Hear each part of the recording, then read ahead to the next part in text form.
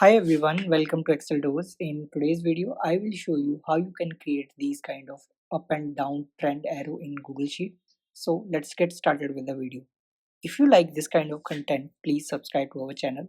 Now let's move to the solution. So as you can see, we have some raw data here and in which we have a Q4 25 sales as well as a Q1 26 sales. Now we have to get here the growth based on a Q4 and Q1 26 sales. The first thing is we need to get here the up and down trend arrow.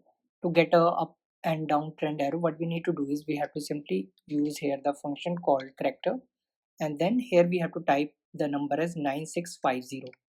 Using this particular number we will get the up trend arrow, and similarly if I copy this particular formula here also and paste it here, and if I change this number 9650 to 9660, then we will get the downtrend arrow. Now we have to apply here the logic. Our logic is if Q1 26 sales is greater than Q4 25 sales, then we should get the uptrend arrow. To get the uptrend arrow, again we'll type here character formula and then 9650 and simply close the bracket. Now again we have to use here the if formula. If Q1 26 sales is less than Q4 26 sales, then we should get the downtrend arrow.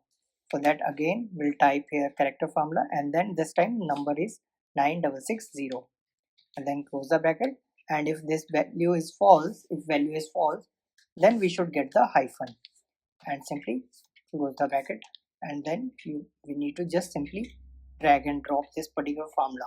So now you can see we are getting here the up and down trend arrow. The next thing is we need to get here the number with the percentage. For that what we need to do is we have to use here ampersand and then quotation, press space bar, again quotation and then ampersand. Then we have to use here the another function which is text, and then we have to use here absolute function. Then we have to apply the logic which is B2, which is a Q4 sales minus Q1 26 sales divided by Q1 26 sales, and then simply close the bracket. The next argument here for the text is format.